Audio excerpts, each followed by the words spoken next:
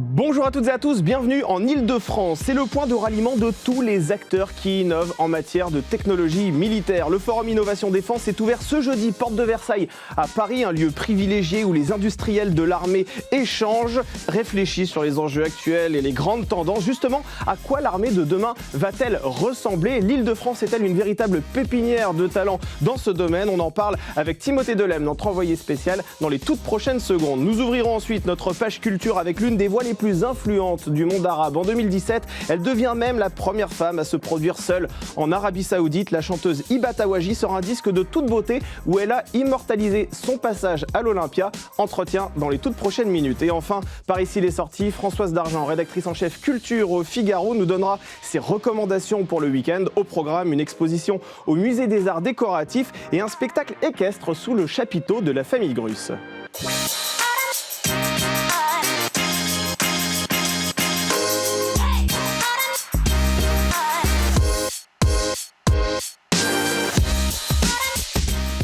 Allez, il est temps pour moi de vous présenter les invités qui vont m'accompagner lors de cette première partie. Colonel Chalinier, bonjour, soyez le bienvenu dans cette émission. Vous occupez la fonction d'adjoint au directeur de l'Agence de l'innovation de défense en lien avec les forces armées. Soyez le bienvenu sur ce plateau. Merci. Jean-Baptiste Noé, bonjour. Bonjour. Vous êtes rédacteur en chef de la revue Conflit, soyez également le bienvenu. Mais je vous propose tout d'abord que l'on prenne la direction de la porte de Versailles à Paris afin de rejoindre notre envoyé spécial Timothée Delem qui déambule dans les allées de ce forum Innovation Défense. Timothée, on a bien compris que cet événement rassemblait les acteurs majeurs qui gravitent autour de la planète défense, mais très concrètement, qui avez-vous rencontré dans ce parc des expositions ? Eh bien, écoutez, Damien, beaucoup de monde ici sur ce forum Innovation Défense. Effectivement, on a déambulé un petit peu depuis ce matin. Alors, on a croisé surtout beaucoup d'industriels, évidemment, de la défense. On a croisé des mastodontes, bien évidemment, comme par exemple Naval Group ou Airbus. Et puis aussi, et surtout, il faut le dire, beaucoup d'entrepreneurs, de start-upers, et notamment d'ailleurs de notre région. On va aller en rencontrer quelques-uns, en interroger quelques-uns ici. Plusieurs centaines de personnes donc présentes ici depuis ce matin, des milliers même qui sont attendus sur ces 3 jours de salon. Vous savez que le salon a débuté hier ici dans ce parc des expositions à la porte de Versailles à Paris. 2 premières journées consacrées aux professionnels et puis demain, journée ouverte au grand public évidemment. On a croisé, je vous le disais, des industriels et le signe également que nous vivons un moment militaire finalement, un moment de réarmement, eh bien c'est peut-être la présence de ces 2 ministres ce matin, la ministre des Armées Catherine Vautrin et puis la ministre déléguée également que nous avons également rencontré, Alice Ruffo. Nous avons eu d'ailleurs l'occasion de l'interviewer. Beaucoup de monde donc ici, d'ailleurs vous le voyez sur ces images. On voit là-bas exposer quelques drones, on voit également ici ou là des chars de l'armée qui sont exposés. Ici évidemment c'est l'occasion pour les uns et les autres de se rencontrer et puis d'échanger autour de cet enjeu majeur bien sûr de l'innovation. Porte de Versailles à Paris. Mon colonel, il sert à quoi très concrètement ce forum ? Alors déjà, vous faites bien de souligner que c'est un forum et pas un salon. Oui. Parce qu'en fait, il nous sert en fait à nous rencontrer entre innovateurs, qu'on soit industriel du monde de l'armement, qu'on soit un industriel classique aussi d'ailleurs, une start-up, ou qu'on soit un militaire, qu'on soit un personnel civil du ministère des Armées, ou également demain, tout à chacun qui veut contribuer à l'esprit de défense. Et donc ça nous permet de créer des synergies et en fait, à plusieurs, on avance quand même plus vite. Jean-Baptiste Noé, est-ce que ce forum, c'est véritablement la vitrine de l'innovation militaire française ? C'en est une, oui, des vitrines. Et c'était bien montré dans le reportage. On a les grands paquebots Dassault, Thales, MBDA qu'on connaît, mais il y a après tout ce réseau de PME qui est extrêmement puissant. Et puis également les pôles universitaires. Alors en Ile-de-France, on a aussi notamment le plateau de Saclay, mais beaucoup d'autres universités. Ouais. Et ce qui est intéressant, c'est qu'on a vraiment tout un écosystème, tout un réseau qui travaille de l'usine aux concepteurs, aux universités, aux PME. Ça fait partie de cette France qui gagne et de cette France aussi qui rayonne dans le monde. C'est vraiment une véritable chance que d'avoir ce forum aujourd'hui. C'est vrai qu'on avait tendance à dire que la France était un petit peu à la traîne sur l'innovation. Grâce à ce forum, on se rend compte que la France est encore dans la course, très concrètement. Oui, et puis il n'y a pas que les drones. Alors les drones, on en parle beaucoup avec l'Ukraine. C'est évidemment un point important, mais il n'y a pas que ça. Il y a aussi le facteur humain, on y reviendra peut-être, mais après c'est l'intégration également dans les armées. Et ça, c'est aussi un élément important. Et qu'est-ce que les armées viennent y chercher dans ce forum exactement ? Parce que je le disais tout à l'heure en introduction, c'est vraiment une rencontre entre effectivement les forces armées, les startups, les industriels. Et vous, en tant que militaire, vous venez y chercher quoi ? Alors, les objectifs sont doubles. Donc, on a vu à l'image le stand Radar. Donc, Radar, c'est une initiative de la Direction Générale de l'Armement qui fait suite à la Red Team Défense de l'Agence Innovation de Défense 2019. Et qui, en fait, nous permet, face aux menaces hybrides qu'on va devoir affronter potentiellement dans le futur, de préparer des réponses en s'appuyant sur toute la société civile. Donc ça nous permet de mobiliser tout à chacun, notamment demain au Forum Innovation de Défense. Et puis ça nous permet aussi de voir les nouvelles technologies et de les partager au sein de la communauté. Et puis bien de créer ce réseau fertile qui permet, par exemple, à celui qui est développeur informatique et qui a besoin d'un métallurgiste, de se rencontrer. Et alors je prends souvent l'exemple d'une start-up avec qui j'avais travaillé qui, en une journée, avait collecté 80 cartes de visite utiles. Ah oui. Pas que des cartes de visite, des cartes de visite utiles. C'est quoi des cartes de visite utiles ? Eh bien, en fait, des gens qui lui permettent de progresser et puis soit de trouver de nouveaux débouchés, tout bêtement, soit de résoudre un problème que lui ne savait pas résoudre en interne. Donc en fait, on se rend compte aussi que l'armée fait beaucoup appel à des prestataires, si j'ose dire, et ne recrute pas forcément ses ingénieurs. C'est-à-dire que c'est des personnes qui ont des start-up, qui travaillent dans de l'industrie civile, si j'ose dire, mais l'armée à aucun moment ne cherche à les recruter pour leur faire porter l'uniforme. Alors on les recrute, bien entendu. Alors déjà, vous connaissez bien entendu les écoles sous tutelle du ministère des Armées, que sont Polytechnique ou l'ENSTA. Donc on recrute nos propres ingénieurs qui ont vocation souvent à servir à la Direction Générale pour l'Armement. On oublie aussi souvent que les militaires eux-mêmes passent un diplôme d'ingénieur en début de carrière et puis qu'au fur et à mesure de la carrière, on refait des spécialisations. Donc la plupart, par exemple dans l'armée de terre, des officiers qui vont servir dans l'armement repassent par Centrale Supélec après leur temps de commandement. Et puis enfin, on recrute des réservistes sous contrat. Et également sous la forme de réservistes. Donc dans mon organisme précédent, par exemple, j'avais un certain nombre de réservistes qui travaillaient dans de l'industrie tout à fait classique et qui s'investissaient au profit des armées et qui mettaient à ma disposition leur profil d'ingénieur, notamment en cybersécurité. Jean-Baptiste Noé, est-ce que ce Forum Innovation Défense est vraiment le lieu pour comprendre la guerre de demain ? Est-ce que lorsque l'on y va, on se dit c'est ça demain qui va se passer ? Alors, si on savait exactement ce qui se passerait demain, ce serait plus facile. En tout cas, ça donne les tendances et ça montre aussi qu'on tire des informations des guerres d'aujourd'hui. Alors, c'est vrai qu'on aimerait savoir ce que sera exactement la guerre de demain. Ça, on ne peut pas le savoir. Et puis, lors d'une guerre, on s'adapte aussi. Et la question de l'adaptation est très importante. En revanche, on voit les tendances. On voit les tendances alors, dans des grands armements, les drones, les missiles, mais également dans des choses qui sont peut-être plus petites pour le profane, qui sont importantes. Par exemple, le textile, avoir des vêtements qui vont résister à la chaleur, qui vont être beaucoup plus transpirants. Ça compte aussi, c'est même fondamental pour un soldat. Les chaussures, les sacs, vous avez des innovations pour que le sac soit moins lourd à porter, que le poids soit mieux réparti. Donc c'est aussi des petites choses, mais qui changent fondamentalement la vie du soldat. Et ça, c'est aussi important. Et puis après, il y a l'intégration dans la tactique, donc dans les régiments, dans les brigades, comment ça va être utilisé par les armées. Et ça, c'est un autre aspect de l'innovation, c'est que l'innovation n'est pas que technologique, elle est aussi humaine. Comment après on va se l'approprier et comment on va l'utiliser. Et cet équipement dont vous parlez, c'est tout l'objet du programme Centurion, dont on va parler un peu plus tard dans cette interview. C'est vrai que c'est assez difficile d'imaginer, vous l'avez rappelé à juste titre, à quoi ressemblera la menace dans 10-15 ans. Et vous avez évoqué ce programme Radar, dont vous pilotez d'ailleurs le volet innovation. Justement, comment faites-vous très concrètement pour imaginer à quoi ressemblera la guerre dans 10-15 ans ? Alors en fait, c'est l'initiative Red Team Défense qui a lancé ce cycle réellement innovant pour le coup, où on a fait appel à des auteurs de science-fiction, des auteurs de bandes dessinées, qui n'avaient rien à voir avec le ministère des Armées, et on leur a demandé d'imaginer les menaces auxquelles on pourrait être confronté jusqu'en 2060.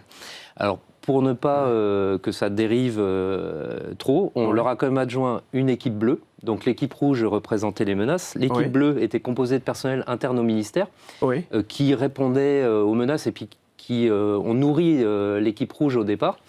Et puis lui ont donné accès de la documentation à des emprises militaires et autres.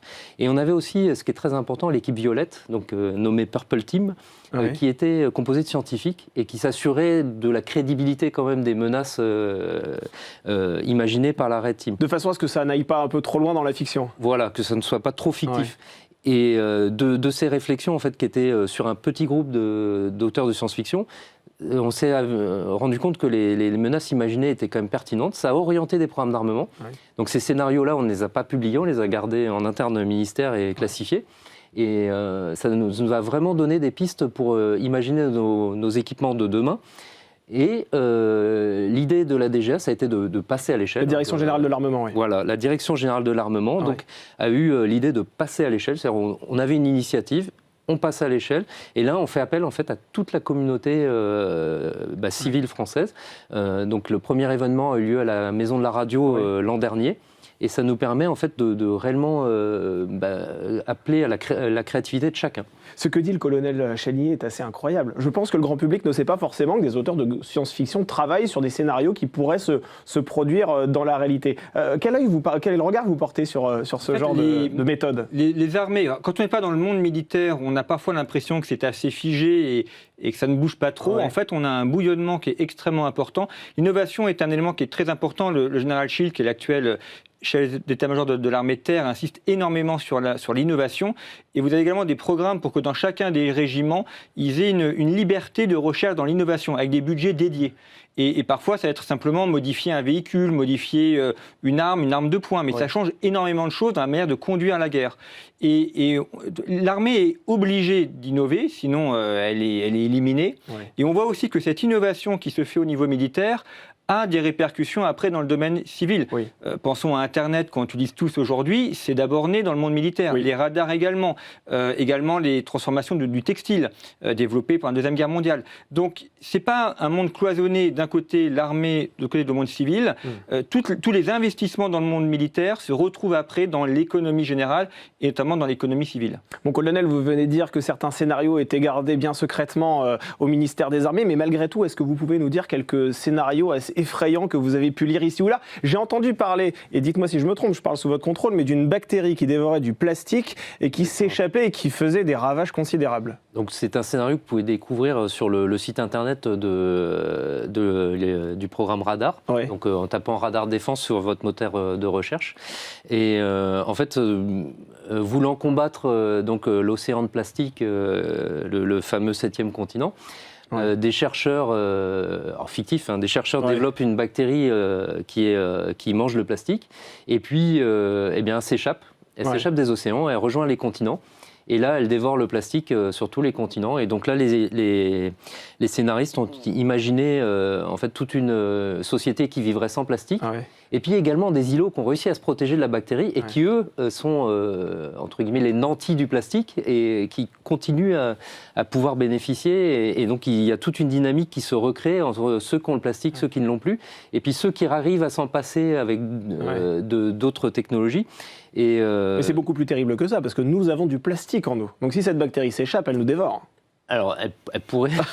Pardon, je suis dans la fiction. C'est pas dans le scénario. Vous proposez de la fiction, moi je rentre dedans. Là, vous êtes allé sur la saison 2. Non, parce que c'est vrai qu'on ingère du plastique, je ne sais plus exactement quelle quantité, mais c'est assez énorme. Donc si effectivement une bactérie... si vous avez besoin de moi pour la saison 2, je suis là.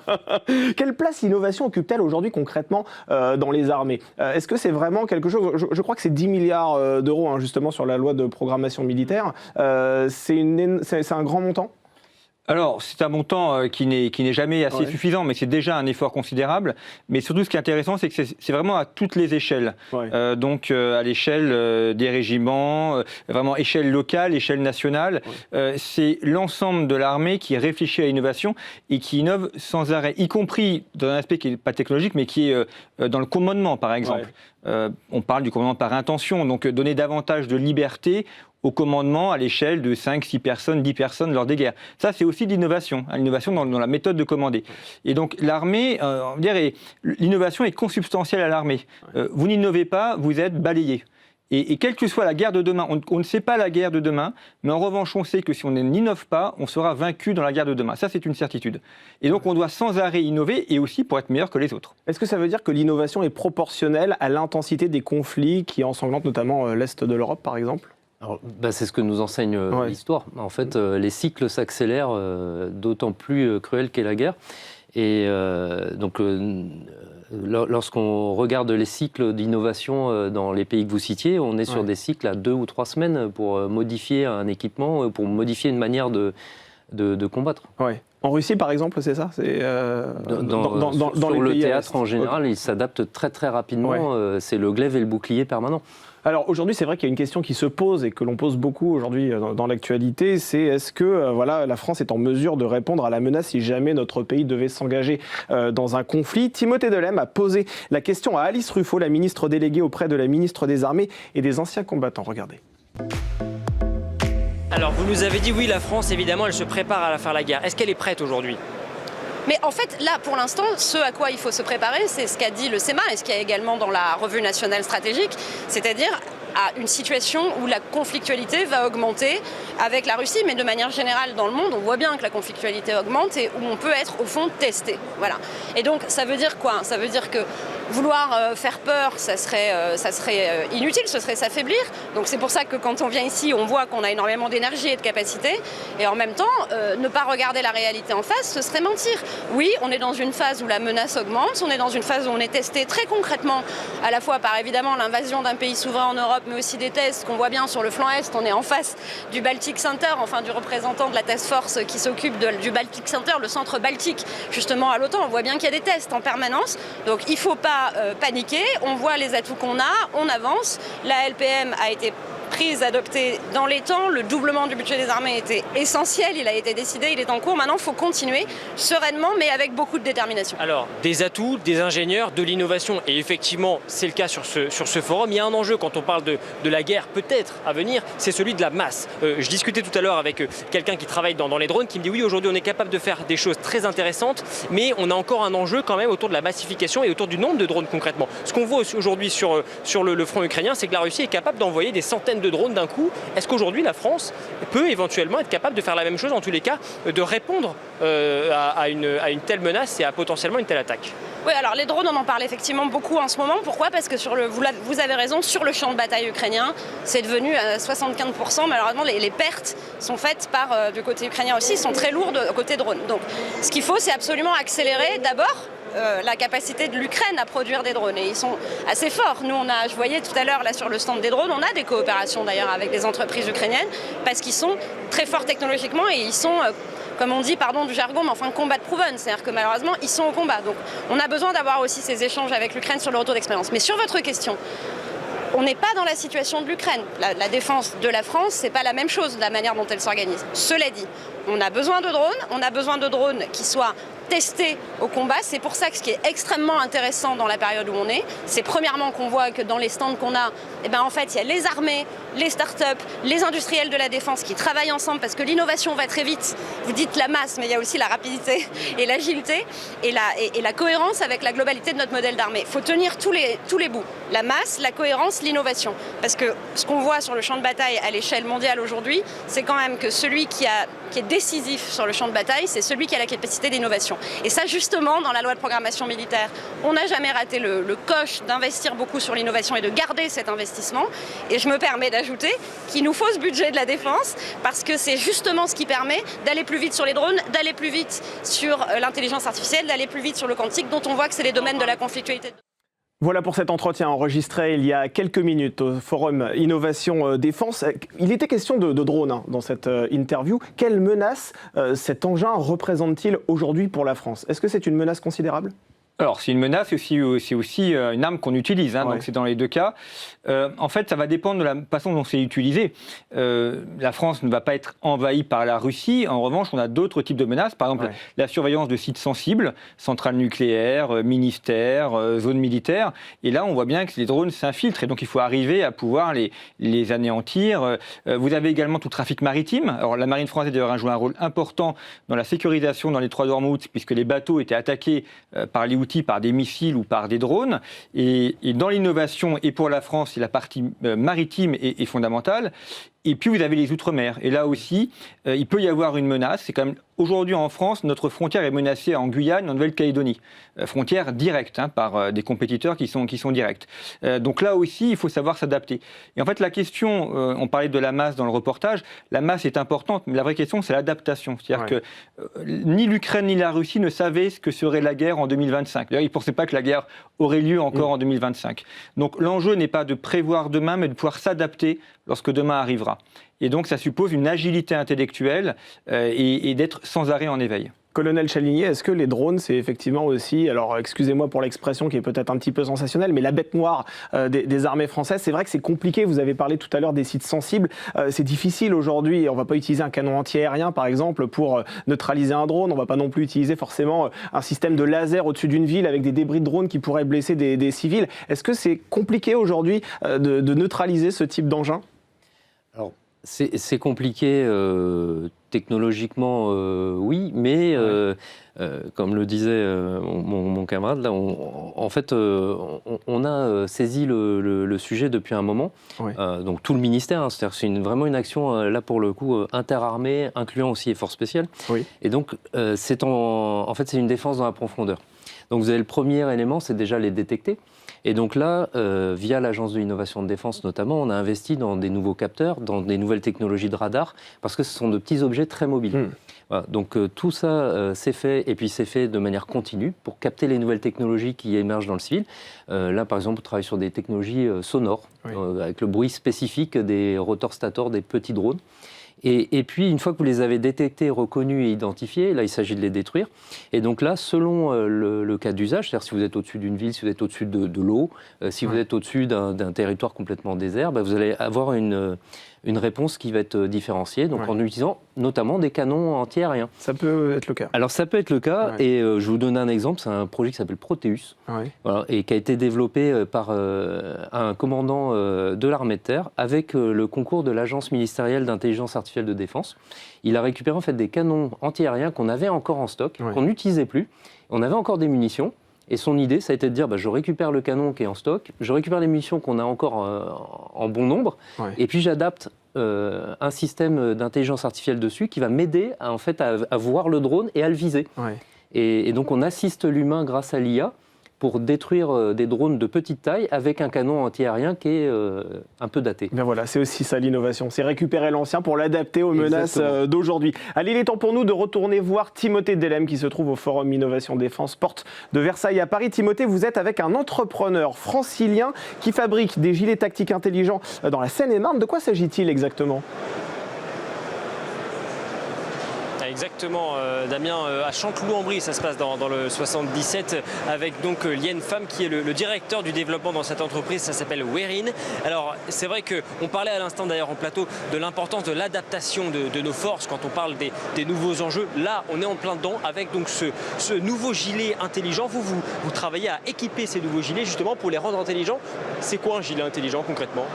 L'idée c'est de détecter des situations à risque, des situations anormales grâce à l'IA. Donc on va mettre une électronique sur le gilet du gendarme avec de l'IA, avec des algorithmes qui vont détecter une situation à risque. Donc l'idée c'est d'avoir ce dispositif sur le gilet, connecter différents capteurs sur cette électronique, que ce soit par en filaire ou par Bluetooth, et détecter l'environnement, détecter les constantes de l'opérateur et ainsi pouvoir détecter une situation à risque. Avec donc un système d'alerte que vous allez d'ailleurs activer. Aussi, donc le gendarme qui est engagé sur une opération qui se passe pas très bien, il a besoin de ses mains, etc. Il peut pas faire son appel radio, il va pouvoir envoyer une alarme. Immédiatement, cette alarme va être envoyée par 4G et 5G dans un centre de commande qu'on peut voir là-bas. Donc on voit une alarme qui s'affiche sur l'écran ici. Qu'est-ce que ça fait? Qu'est-ce qu'on reçoit quand on est au centre de commande et que donc on a un gendarme qui décide d'activer son système d'alerte? Qu'est-ce qu'on reçoit tout de suite comme signaux? Exactement. Donc on va recevoir les données, donc la donnée critique qui permet à l'opérateur qui est dans la salle de commande de prendre de la décision basée sur un certain nombre de capteurs. Il va pouvoir aussi voir les personnes qui sont aux alentours, voir l'état des personnes qui sont aux alentours.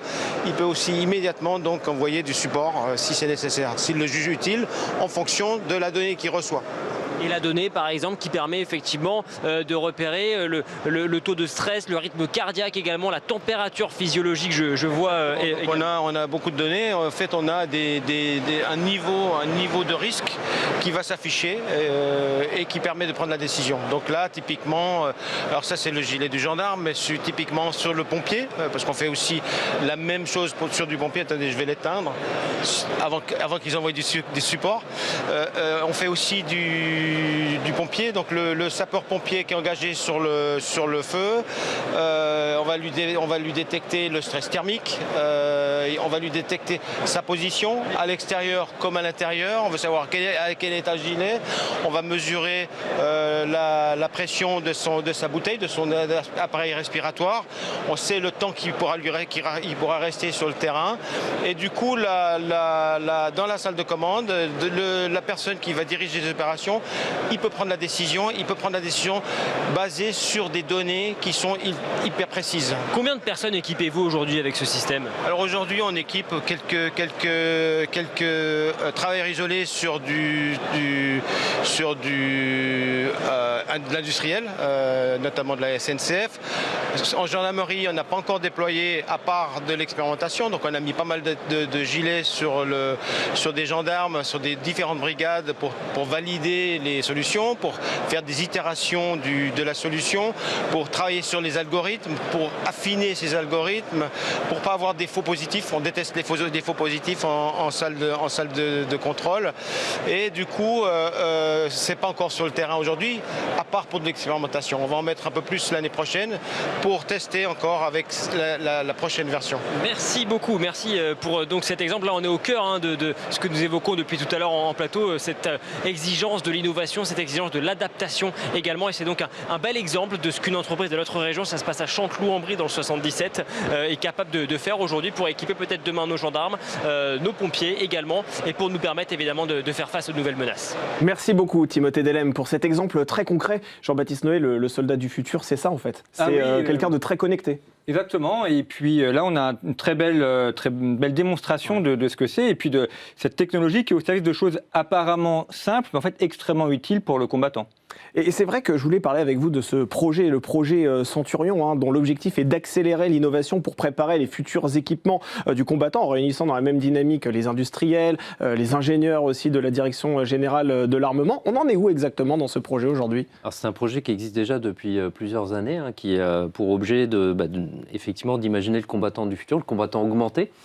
Et l'originalité de ce programme, en fait, c'est qu'il y a deux titulaires, deux gros industriels de l'armement classique, mais qui ont du coup la connaissance des systèmes d'armes et du système de système qu'est un combattant connecté. Et ils vont permettre à des petits acteurs en fait, de rentrer en abaissant leur ticket d'entrée, c'est-à-dire leur ticket d'appropriation de connaissances nécessaires. Et ils vont leur permettre en fait, de s'approprier plus facilement le domaine. Et aujourd'hui, il y a déjà quelques exemples de passage à l'échelle. Notamment, vous évoquiez les nouveaux sacs qui permettent de porter. Ils sont nés au sein de Centurion. La clé de portage du nouveau missile de l'armée de terre est née au sein de Centurion.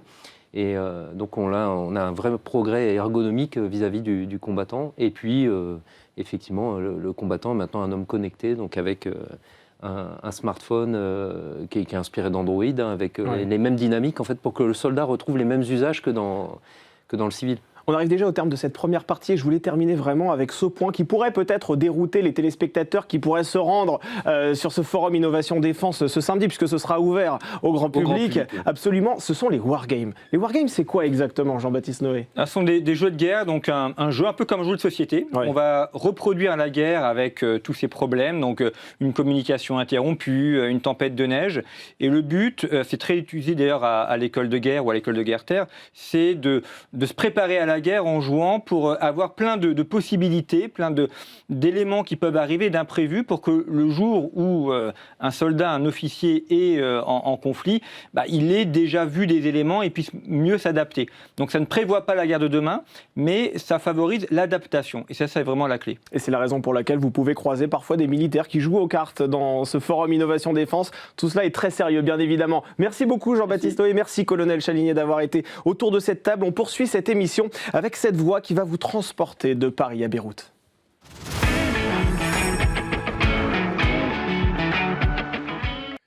C'est l'une des voix les plus influentes du monde arabe. Et pour cause, c'est la première femme à s'être produite seule sur scène en Arabie Saoudite. Le grand public l'a découverte en France en 2015 lorsqu'elle a participé à la 4e saison de The Voice sur TF1. Et 10 ans plus tard, elle vient nous présenter un disque qui compile les chansons de toute beauté qu'elle a interprétées avec des artistes de renom. C'était sur l'une des scènes les plus mythiques de France. Bonjour Hiba Tawaji. Bonjour. Bienvenue sur ce plateau. Merci beaucoup. Hiba Tawaji live à l'Olympia. C'est le titre du vinyle que vous venez défendre ici sur ce plateau et que l'on peut se procurer depuis le 7 novembre dernier. Pourquoi avez-vous décidé d'immortaliser votre passage à l'Olympia sur ce disque ? Parce que c'était un concert très marquant pour moi qui m'a beaucoup touchée. C'était une soirée magique avec plein d'invités incroyables que j'adore. Notamment Lara Fabian, Mathieu Chédid, Ibrahim Malouf, Florent Pagny, Madame Monsieur Icare. Donc c'était un moment très fort. Et donc l'album est sorti en digital il y a quelques mois et j'ai décidé de sortir aussi l'album en vinyle parce que je trouvais que c'était un beau produit. C'est un beau produit, assez intemporel et c'était important d'immortaliser cette soirée. On a coutume de dire que l'Olympia, ça reste un passage assez incroyable dans la carrière d'une artiste. Vous avez ressenti quoi lorsque vous êtes montée sur scène ? Beaucoup d'émotions, c'était un rêve de jeune fille. C'est une scène mythique, donc il y a forcément aussi une grande responsabilité. Et c'était en quelque sorte une grande fête pour célébrer tout le parcours et la suite aussi peut-être. Vous dites que c'est un rêve de petite fille, mais c'est vrai que vous êtes libanaise. Oui. Au Liban, on parle de l'Olympia. Ah mais bien sûr, mais oui, bien sûr. Incroyable. Oui. Bon bah écoutez, si vous n'avez absolument aucune idée de ce que peut ressembler Hiba Tawaji sur la scène de l'Olympia, je précise que vous avez donné effectivement, vous avez proposé des duos avec des artistes assez emblématiques de la chanson française. Je peux citer Icare, Lara Fabian, Madame Monsieur, Ibrahim Malouf aussi, on va en parler un peu plus tard, et Florent Pagny. Écoutez ce morceau. Apprendre à rêver pour de rien qu'en fermant les yeux et savoir donner sans rature ni demi-mesure, apprendre à rester, vouloir jusqu'au bout, rester malgré tout, apprendre à aimer et s'en aller. Voilà pour cet extrait de toute beauté. Il faudra 45 minutes pour tout diffuser parce que vraiment chaque morceau est une pépite. Comment vous avez choisi les artistes qui vous ont accompagné sur scène ? C'était des choix évidents pour moi.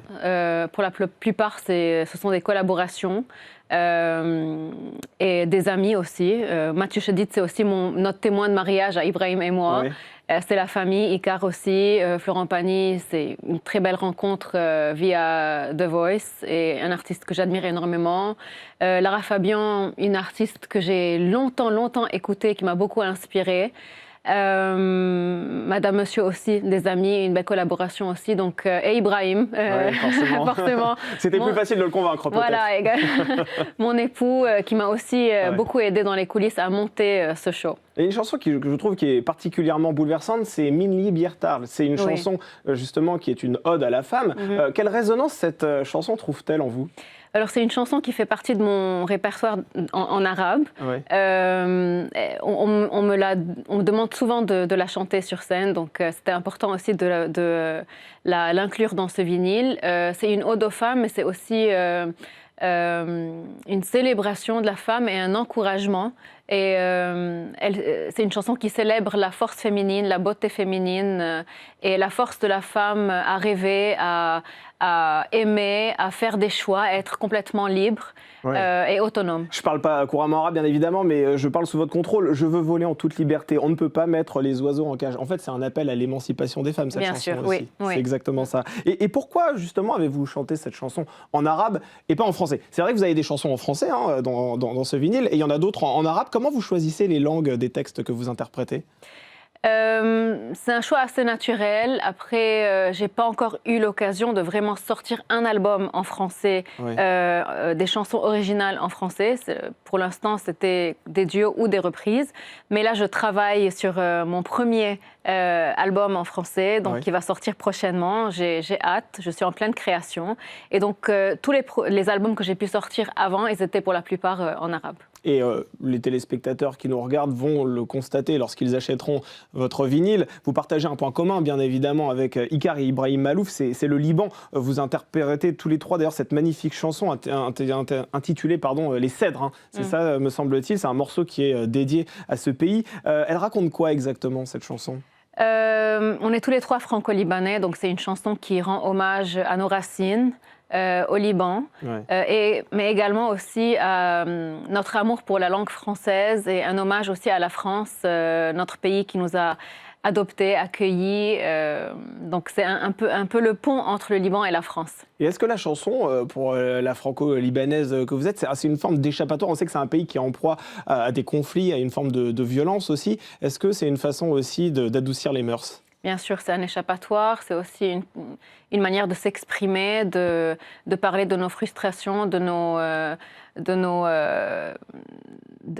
tout ce qu'on peut ressentir en tant qu'artiste, mais en tant que citoyen libanais ou en tant que femme libanaise. C'est important aussi d'utiliser aussi en quelque sorte la chanson et notre plateforme pour exprimer toutes ces frustrations. Alors vous l'avez rappelé, vous êtes la compagne d'Ibrahim Malouf, il partage votre vie et il était venu sur ce plateau, mais dans une autre émission, parler de ce duo artistique que vous formez avec lui. Je vous propose d'écouter.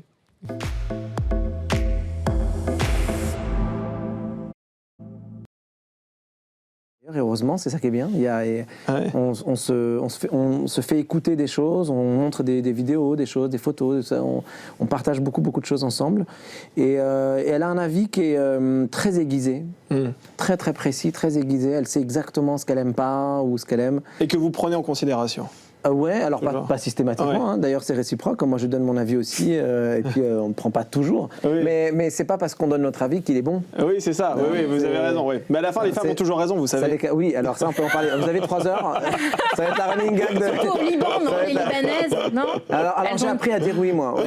Voilà, c'est ça. J'ai appris à dire oui, mon amour, tu as tout à fait raison. On sent que parfois les dialogues peuvent être un peu musclés à la maison, n'est-ce pas?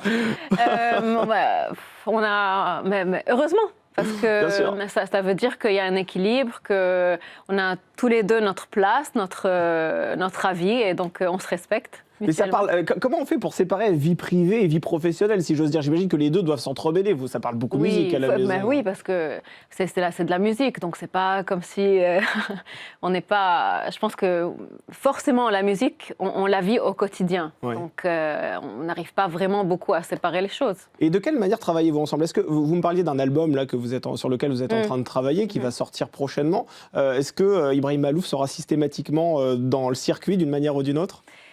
Alors on choisit, on est très sélectif. On ne voudrait pas que ça devienne une routine ou une habitude. Au contraire, on voudrait préserver cette magie, la magie du moment. Et c'est pour ça qu'on est beaucoup plus sélectif sur les projets qu'on fait ensemble. Et c'est important aussi que chacun d'entre nous ait son monde, ses projets, ses ambitions, ses rêves, etc. Donc quand on se retrouve, c'est toujours que du bonheur. Pour le prochain album, je pense que oui, certainement, Ibrahim, il va avoir aussi... on le retrouvera dedans d'une manière ou d'une autre, c'est ça? Oui, bien sûr. Et quelle sera la couleur musicale de cet album qui sortira quand, vous me rappelez-moi? L'année prochaine. L'année prochaine 2026 peut-être? Fin 2026? Oui. Et justement, quelle sera la tonalité de ce disque? C'est surtout inspiré des chansons françaises. Oui. Ce sera un album de reprise, c'est ça? Alors, il y a 2 projets, donc là, c'est un scoop.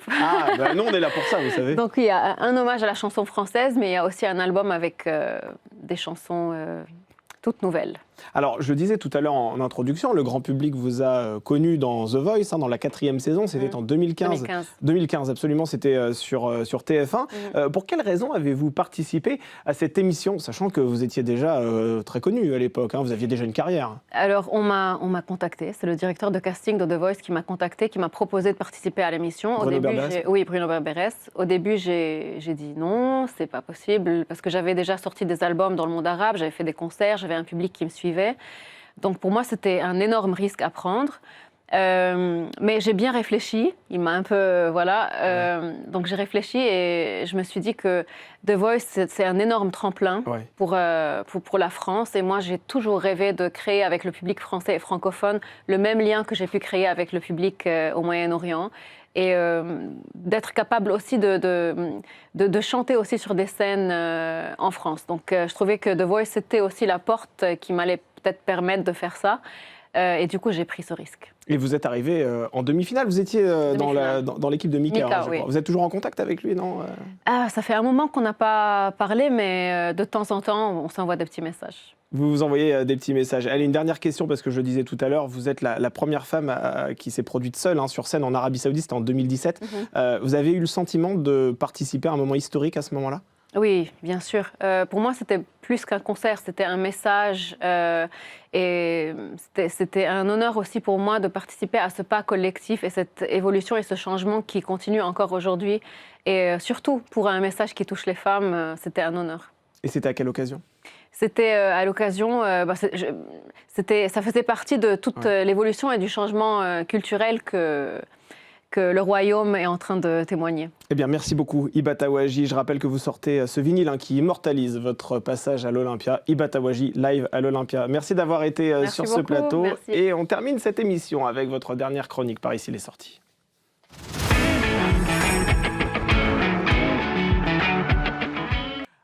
Allez, c'est le moment de vous dévoiler la sélection de Françoise Dargent, rédactrice en chef culture au Figaro, qui ne manquera pas de piquant. Vous allez voir. Bonjour Françoise. Bonjour Damien. Bienvenue sur ce plateau. Alors cette semaine, vous avez choisi d'évoquer 100 ans d'art déco. Donc c'est la grande exposition qui se tient au Musée des Arts Décoratifs, qui est un établissement assez incroyable. Une exposition qui célèbre un courant qui mêle vraiment tous les arts et montre donc beaucoup d'objets et d'œuvres. Est-ce que vous pouvez nous en dire un peu plus? Oui, alors c'est vraiment une exposition fleuve. Il y a 1 millier de pièces qui sont exposées, donc c'est énorme. Il y a des meubles, il y a des vêtements, il y a de la vaisselle, des affiches, il y a même des salons qui sont reconstitués, des pièces qui sont reconstituées, et on peut même voir un wagon-lit qui est celui de l'Orient Express, dans lequel on aimerait bien dormir, parce que c'est aussi un des clous de l'exposition. Il faut bien 1h30 pour la voir, cette exposition, au moins. Alors c'est un petit peu mon petit bémol, c'est qu'on voit de très belles choses, mais le parcours est assez compliqué parce qu'il faut monter dans les étages pour ensuite redescendre au rez-de-chaussée. Donc moi-même, je me suis perdue, je vous préviens. Mais on voit de très très belles choses. Et justement, pour qu'on ne se perde pas en chemin, est-ce que vous pouvez nous rappeler quelques repères chronologiques sur cet art déco? Oui, alors on dit 100 ans parce que l'art déco, c'est une date, le 18 avril 1925. C'est le jour d'inauguration de cette grande exposition internationale des arts décoratifs et industrielle moderne. Alors chaque mot a son importance dans ce titre à rallonge, puisque l'industrie s'en mêle. Les entreprises sont là pour montrer ce qu'elles font que le progrès est en marche, ce qu'elles font, leur technicité. L'événement se passe entre les Invalides, la Concorde, le Grand Palais. Donc ça, c'est le cœur battant de l'exposition. Il y a des pavillons qui ont été construits spécialement pour l'exposition. Il y a des restaurants. Et on parle quand même de 15 millions de visiteurs à l'époque, ce qui est énorme. C'est vraiment le hit. On peut voir dans l'exposition d'ailleurs des photos un peu pour vous donner une idée. Par exemple, il y a une photo moi, qui m'a marquée. On voit des mannequins qui sont revêtus des créations de Sonia Delaunay, qui sont dans un jardin créé par Mallet Stevens, devant des sculptures contemporaines. Donc ça, voilà, on mêle les arts, on mêle tous les arts, les techniques. Les gens à l'époque les artistes cités sont à l'avant-garde. On les connaît bien aujourd'hui, mais à l'époque, ils sont vraiment à l'avant-garde. Donc 1925, l'art déco a donc très exactement un siècle. Mais est-ce qu'il n'était pas en germe depuis plusieurs années? Alors oui, parce qu'on est sorti, il y a eu la guerre qui a été très traumatisante, très meurtrière, donc à partir de là, on a voulu en sortir, il y a eu les années folles, et l'exposition ponctue un peu cette période, une période où on veut du beau, on veut aller vite, donc il y a des avions, des bateaux qui emmènent les riches clients à travers le monde, eux-mêmes ce décor en art déco. On peut voir le Normandie, on peut voir d'ailleurs des affiches du Normandie. Donc c'est tout un à la fois les arts, les techniques, comme je vous le disais, les industriels s'en mêlent. Donc le grand public peut aussi voir ce qui se fait. C'est pas une exposition d'art proprement dit où seuls les amateurs iraient. C'est-à-dire que tout le monde vient voir ce qui se fait. C'est dans des choses assez audacieuses, assez radicales parfois, futuristes. Les artisans s'en mêlent parce que les artisans d'art travaillent main dans la main avec les créateurs.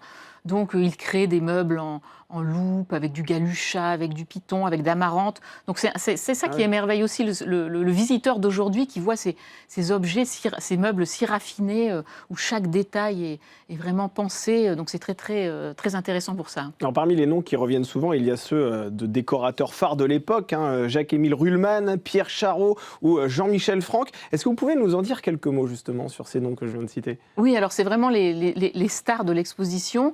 On les redécouvre, on les découvre aussi. Alors les Arts Déco, il y a un maître mot qui est l'ensemblier, c'est un peu le chef d'orchestre décorateur.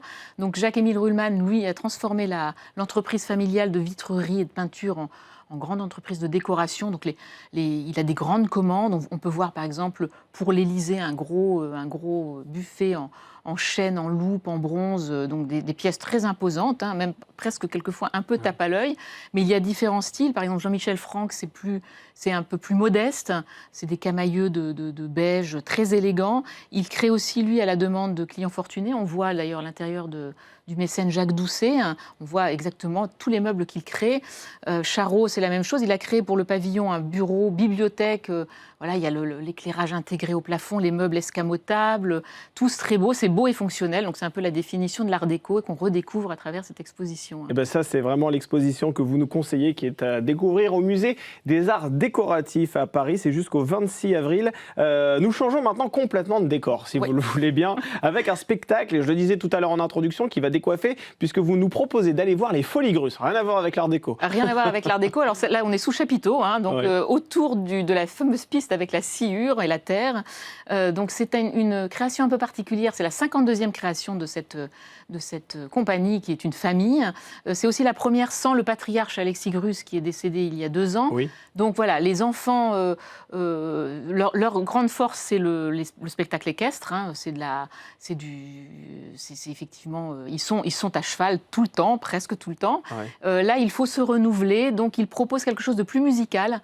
Ils ont convié, il y a toujours l'orchestre qui est en live. Ils ont convié une chanteuse qui a créé une musique et des chansons pour ce spectacle. Est-ce qu'on a quelques images? Alors, on a une bande-annonce, je crois, non? Allez, on vous propose de la regarder.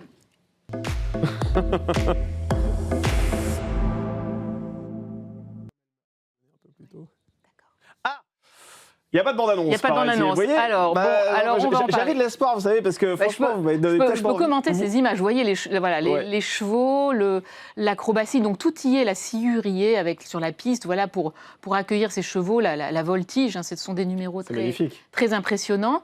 Donc on est vraiment sur la piste. Ouais. Les Grusses, alors... Moi, c'est vrai que les chansons, c'est très sympathique de les voir chanter, surtout qu'on voit cette famille du plus vieux à la plus jeune qui a 10 ans, quand même. Il faut dire que c'est toute une famille qui se met en piste au maillot, on va dire. Ouais.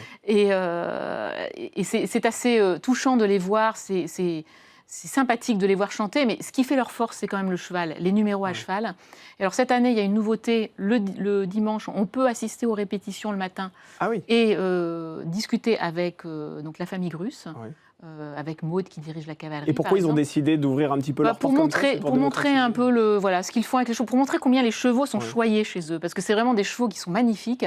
Ils les aiment, ils font partie de la famille. Il y a quand même 50 chevaux, donc c'est une énorme cavalerie dans le bois de Boulogne. Donc on voit les chevaux, et pour ceux qui n'ont pas vu le spectacle, ils auront envie d'aller le voir, et ceux qui l'ont vu peuvent voir combien ces numéros exigent de la technicité et combien ils peuvent être dangereux. Donc moi, je suis toujours très contente de retrouver les Grus chaque année et de voir qu'ils sont toujours là. C'est aussi peut-être une façon de rassurer le public en ouvrant leurs portes, en montrant que les chevaux ne sont pas maltraités. Vous savez, en 2025, oui, parce qu'aujourd'hui, c'est vrai qu'aujourd'hui, on est là. Mais eux, c'est vraiment... quand on voit leurs chevaux, on ne peut... ils sont vraiment très très bien traités. Donc vous, je comprends que vous avez été totalement convaincu par ce spectacle. Et les personnes qui vous ont entouré peut-être lors de ce spectacle, comment réagissent-ils? Quelles sont les émotions qui s'emparent du public à ce moment-là? Les émotions, c'est toujours très... les numéros arrachent un petit peu des cris d'émerveillement au public, toujours. C'est assez joyeux, bien mené. Et en fait, ils ont été mis en condition parce que sous le chapiteau des Grusses, il y a aussi, avant, on peut venir dîner, il y a des numéros aussi qui sont présentés pendant le dîner. Donc tout est fait pour que tout le monde soit très heureux d'être sous ce chapiteau. Bon, formidable, vous nous avez vendu ça avec un tel enthousiasme que franchement on s'y dirigera avec grand plaisir. On foncera au galop, donc allez voir les Grusses. Alors vous vouliez également nous recommander un autre spectacle, il s'agit de Bigre qui est présenté au Théâtre de l'Atelier jusqu'au début du mois de janvier, hein, notez-le bien. C'est un spectacle hilarant, c'est ce que vous m'avez dit. Pour quelle raison ? Alors c'est du théâtre burlesque, et comme on n'en voit plus beaucoup aujourd'hui, alors je vous plante juste le décor, on est au Théâtre de l'Atelier face à 3 mansardes qui sont 3 chambres de bonne, elles sont occupées par 2 hommes et une femme, donc la première chambre, on est plutôt chez Jacques Tati, la deuxième, on est chez les Deschiens, la troisième, on est dans une bonbonnière, puisque c'est celle de la femme, on peut grâce à des Velux monter sur le toit, où il se passe aussi pas mal de choses, c'est très très drôle, alors ça a été créé par Pierre Guillois et Olivier Martin-Salvant, qui ont aussi un autre hit à l'affiche, Les Gros patinent bien, je vous en avais déjà parlé. Ah oui, c'est possible. Qui est un cabaret en carton. Donc voilà, leur truc, eux, c'est l'inventivité. Alors Bigre, on ne parle pas dans ce spectacle. Les acteurs ne parlent pas, donc c'est un théâtre sans parole, mais ils chantent, il y a des karaokés, il y a plein de bruitages, il y a plein de trucages un peu clownesques, il y a du vaudeville, c'est à la fois très drôle et c'est aussi, ça joue sur les émotions parce que ce sont 3 solitaires qui vont se rencontrer, donc on rit beaucoup et le public est là et rit aux éclats. C'est un spectacle qui a été créé en 2018 à Avignon, et qui est repris, et ça marche toujours bien. Donc vous pouvez y emmener des enfants même. Écoutez, Françoise Dargent, on n'arrête pas le progrès. Pourquoi je vous dis ça ? Parce que non seulement on a les images de la bande-annonce, mais en plus on a le son. Regardez.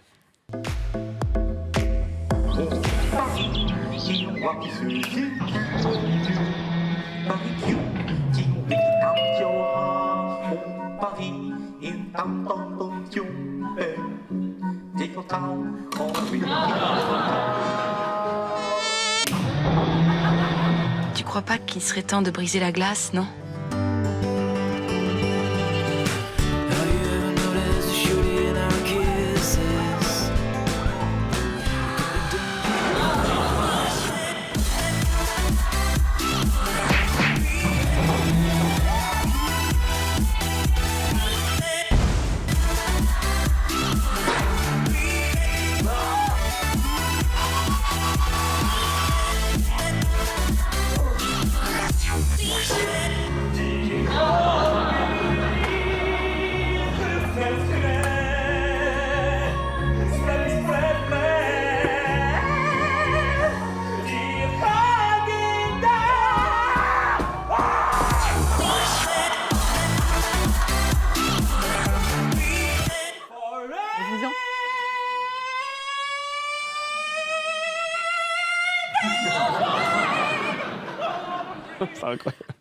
Bon, je vous ai entendu rire quand même, donc ça marche bien. Ça marche bien. Voilà, vous le voyez. Alors c'est un peu du grand n'importe quoi, mais ça raconte quand même une histoire, puisque ces 3-là vont finir par rencontrer. Ils dansent ensemble, ils se cherchent, donc c'est assez beau.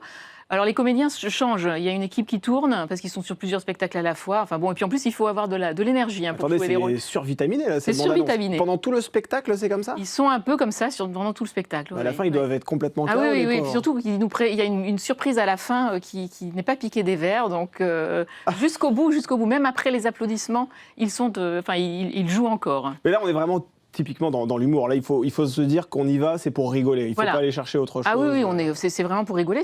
D'ailleurs, le public est ravi de voir ça. C'est de l'humour, c'est du clown, c'est du vaudeville. C'est un peu scatologique parfois. La vois, vous avez vu, il y a une petite toilette escamotable là. Absolument. Voilà, donc c'est assez drôle. Mais c'est jamais vulgaire. C'est vraiment tout est vraiment très bien pensé. C'est très inventif surtout. C'est ça que j'ai beaucoup aimé. C'est burlesque. Voyez, merci beaucoup pour toutes ces recommandations parce qu'on va pouvoir aller à la fois visiter une exposition en lien avec l'art déco. On fera un petit tour du côté des chevaux vers Grus et puis ensuite on terminera avec ce spectacle. Grâce à vous, on va passer un formidable week-end. Merci beaucoup Françoise Dargent d'avoir été sur ce plateau. Je rappelle que vous êtes rédactrice en chef culture au Figaro. Merci beaucoup. Et c'est la fin de cette émission déjà. Vous voyez, toutes les bonnes choses ont une fin. Merci beaucoup de nous avoir suivis. Le Figaro TV, évidemment, se poursuit. Mais Bienvenue en Île-de-France revient dès lundi avec ma très chère collègue Victoire Sicora. Je vous souhaite un excellent week-end et à très vite sur le Figaro TV.